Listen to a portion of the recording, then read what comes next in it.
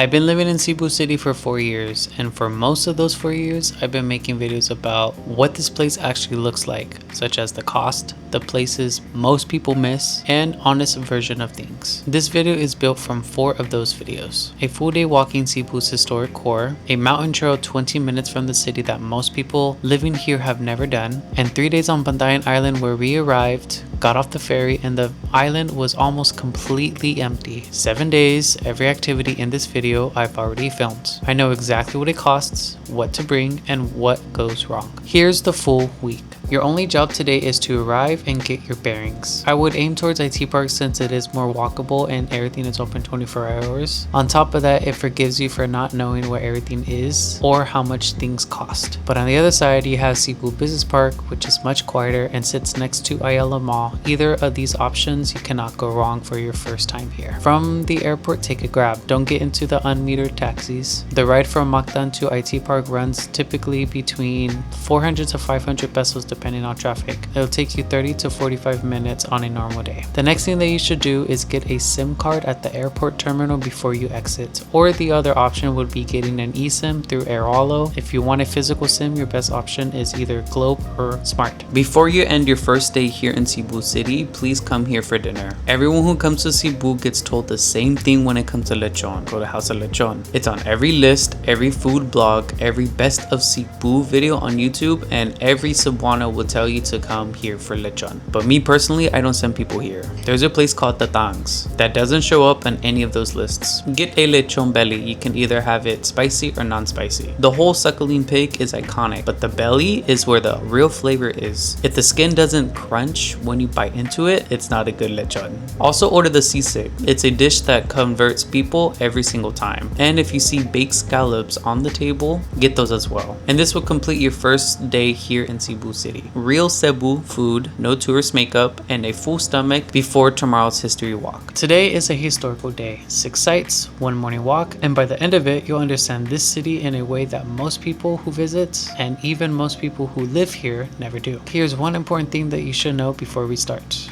Do this on any day except Monday because Casa Guardo is closed on Mondays, and it's the stop that ties the whole story together, so don't waste the trip. Start at Magellan's Cross at 8 a.m. before the crowd arrives. From Magellan's Cross, walk to Bantayan Plaza first. Before I tell you anything about this monument, just look at it. Eduardo Castillo built this between 1997 and 2000. He's a national artist. What he made here is not decoration, it's compression. 500 years of Cebuano history poured into concrete, bronze, and steel, all layered into one structure. The 1521 Battle of Mactan, Magellan's Cross, President Sergio Osmeña, the only Cebuano to have led the Philippines. Every major event that shaped this island is literally carved in. This is Bantayan. During the Spanish colonial era, Bantayan wasn't just a neighborhood, it was the Beverly Hills of Cebu. The Chinese mestizo merchant class, the traders who controlled the local economy. This is where they lived, and this is where the money moved. So the monument telling 500 years of Cebuano history is standing in the exact neighborhood that drove 200 of those years. Walk back to Magellan's Cross. Those 2 sites sitting 30 minutes apart are the reason the Philippines has Christianity at all. And here's what happened. In 1521, Ferdinand Magellan arrives in Cebu. He makes contact with the local ruler, Raja Hamuban. They form an alliance, and to mark the conversion of Hamuban and his people to Catholicism, Magellan plants a large wooden cross into the ground. He also gives Hamuban's wife, Queen Juana, a gift, a small wooden statue of the child Jesus. That statue is Santo Niño. This site is the ground zero of Christianity in all of Asia, not just the Philippines. About the cross, the one you're seeing inside the pavilion is hollow. The original Magellan's Cross is sealed inside a second cross encased in it for protection, because people kept breaking off pieces of the original to keep as religious relics. They actually did that for decades until there was almost nothing left. And while everyone was staring at the cross, almost nobody looks up. The ceiling has paintings depicting the baptism of Raja Hamuban's wife. Most people walk in, photograph the cross, and leave without ever seeing them. And right across from the cross is the Basilica Menor de Santo Niño, which is the oldest Roman Catholic church in the Philippines. which was built in 1565, and the Santa Nina statue inside, which was the same wooden figure Magellan gave Queen Juana in 1521, is still here. But here's a story that turns this from a museum piece into something else. When Spanish forces returned to Cebu in 1565 and burned the local village to the ground, a soldier found that the Santa Nina statue was completely unscathed inside a wooden box in the middle of all the ash. Cebuanos have treated this as miraculous ever since. That's why the Sinulog festival exists, which is the biggest festival in the Philippines. This basilica draws more daily visitors than almost anywhere else in the country. It's not just a church, it's the reason this city exists the way it does. From the basilica, it's a 10-minute walk towards Pier 1. When these walls come into view, you know you found it. 44 years after Magellan planted that cross, Spain sends Miguel Lopez de Legazpi to make the colonization official. The first thing he does is build this fort near the water. The stone structure you're looking at today, the coral stone walls, the 3 bastions, dates to 1738. But the fort has been on this exact spot since 1565. This is the oldest and smallest triangular bastion fort in the Philippines. Here's what this place has been in order. For starters, it was a Spanish military garrison, then Filipino revolutionary strongholds, which was during the revolt against Spain. From there, it was an American army camp during the occupation, then Japanese prison camp during World War II, and last but not least, at some point in the 20th century, a miniature zoo. 4 different flags, 4 different definitions of who was in control, all of them stood right here. Heading back into Parian, this house was built between 1675 to 1700 by Don Juan Yap and Doña Maria Florillo, which were Spanish merchants living in Spanish colonial Philippines, building their home in the district where their community was contained. There are 3 cultures but 1 structure. For starters, the Chinese geography is the layout. Philippine premium hardwoods on the upper floor, malave, balayong, woods that take centuries to decay. Then Spanish clay roof tiles on top, and last but not least, the lower walls are all held together by mortar mixed with egg whites. There was no cement back then, instead they used egg whites, which is a 300-year-old recipe, and the walls are still standing today. Surprisingly, this house has survived massive earthquakes, multiple fires,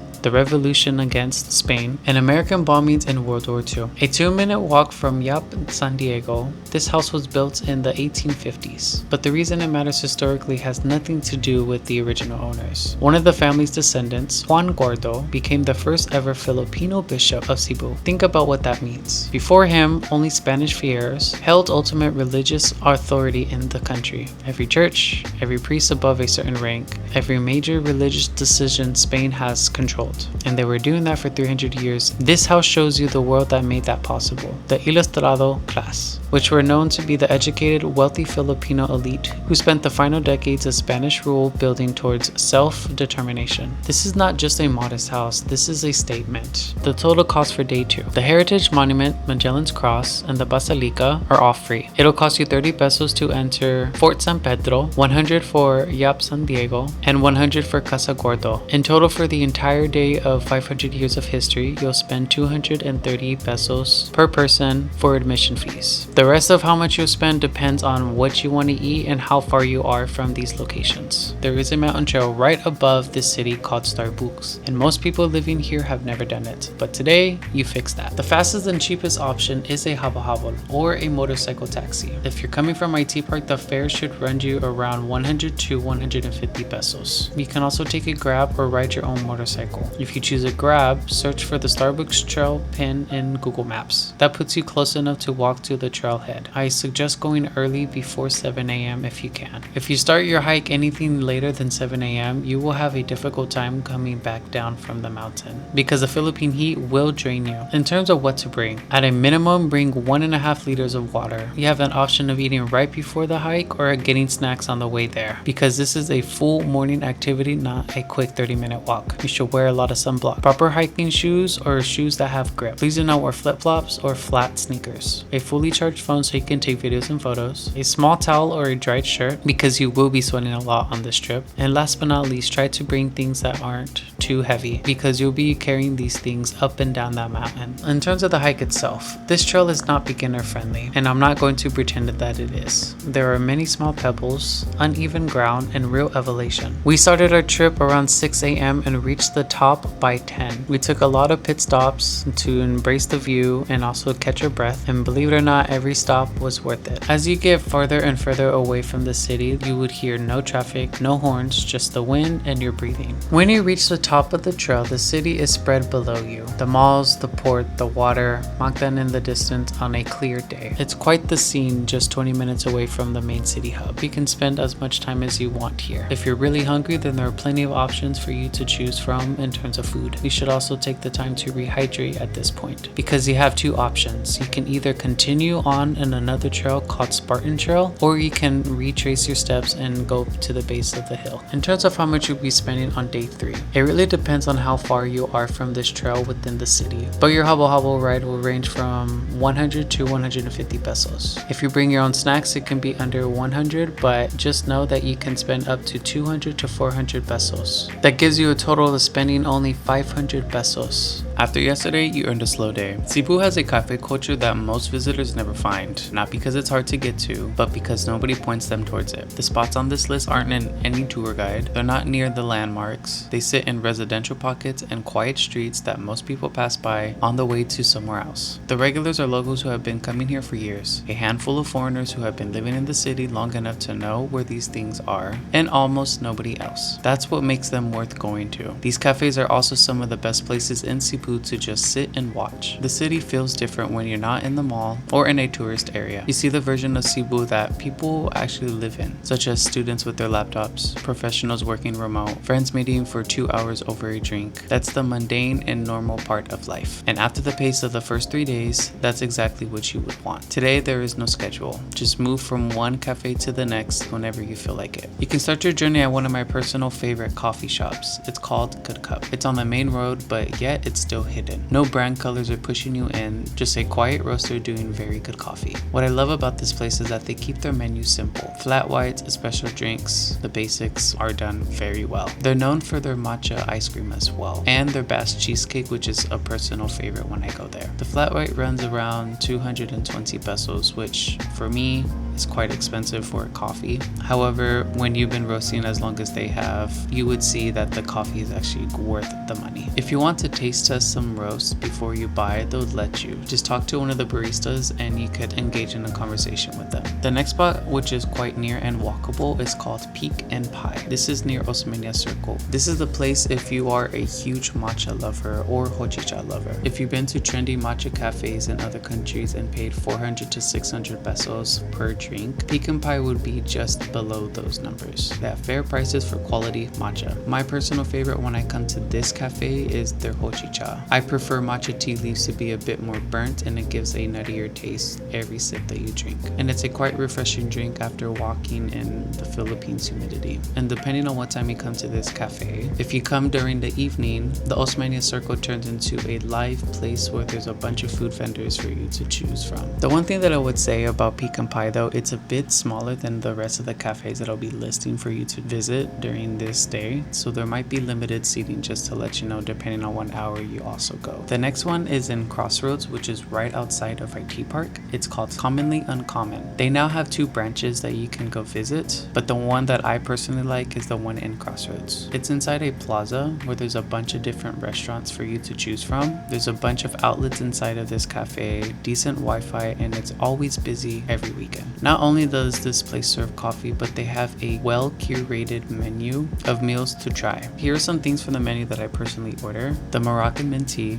egg bacon toast, any of their pastas, and their desserts you can never go wrong with. If you want a proper meal midday, this is the place to be. The prices are a bit higher, closer to Western cafe pricing, but you're paying for the space as much as the food. And if you're traveling solo and want a few hours without anyone rushing you, this is also a place to just sit down and people watch. Another alternative would be Tightrope, which is a personal favorite of mine out of all the cafes listed for this day. It's where industrial meets natural interior, such as stainless steel metal, exposure to different elements, plants placed deliberately throughout the entire cafe. This is the kind of place where the aesthetic is clearly intentional and doesn't feel like it's trying too hard. The food portions are quite huge for what you're paying, and I always order the hibiscus iced tea when I come to this cafe. If I'm not feeling a tea, then I always go for the Spanish latte. But there's one thing that you should know about Tightrope, specifically this branch that I'm showing you. They have a speakeasy right inside of the cafe, but it normally opens around 10 p.m. onwards. The other alternative would be Dosage & Co. The food is generally good. The Eggs Benedict is one of my personal favorites, and their chicken sandwich is a really good option. They also have a speakeasy that opens at 5 p.m. until midnight, which means that this cafe normally converts into your evening without you having to move anywhere else. The bad thing is that there is no Wi-Fi, so if you do plan on working here, just know that you would have to use a personal hotspot. And as a final mention for this day, you don't have to go to all 5 spots that I just mentioned. You're okay with just hitting 3. So if you want my recommendation, I would start at Good Cup in the morning, then Commonly Uncommon for lunch, and Tightrope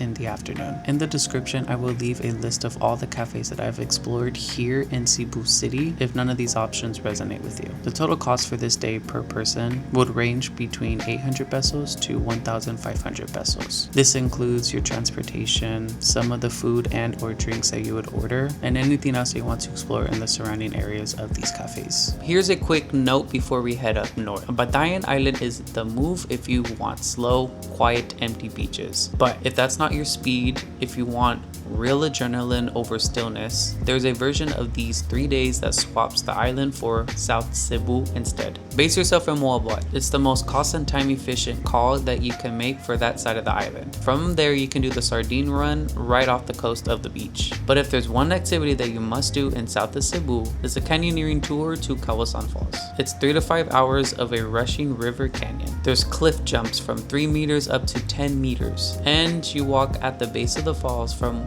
inside the mountain. Most people take a tricycle to the falls, take a good photo, then leave. However, in your situation, since you took the canyoneering tour, you want to be the person that earned the rights at the very end to see Kawasan Falls. Per person, it will cost you 2,100 pesos. That includes a guide, the gear, transportation, and a recovery meal. Any additional add-ons such as a GoPro is exclusive from the price, including the zip lining that starts you from the trek to the canyon. One rule if you go this route: don't plan anything else on this day. The trek alone is 2 to 4 hours, and by the time that you get to Kawasan Falls, you are completely drained, and all you want to do after the tour is sleep. 2 to 3 days covers Moabol completely. It's a perfect alternative if you don't want to go to Bantayan Island. Pick whichever version matches the type of trip that you want to experience during your trip here in Cebu. You either have the slow island or an active canyon. Either one is a correct answer. For this trip, you'll spend 335 pesos from Cebu all the way to Moabol, one way on a bus. The canyoneering package, which is 2,100 pesos. The sardine run and turtle snorkel could range from free to 200 pesos. If you don't have your own snorkel gear, then that's where the 200 pesos comes from. The alternative expenses for this Moabol trip is 1,800 pesos to 2,700 pesos, excluding your accommodations. The remaining time that you have in Moabol, it's up to you. There's plenty of restaurants, bars to mingle with other foreigners and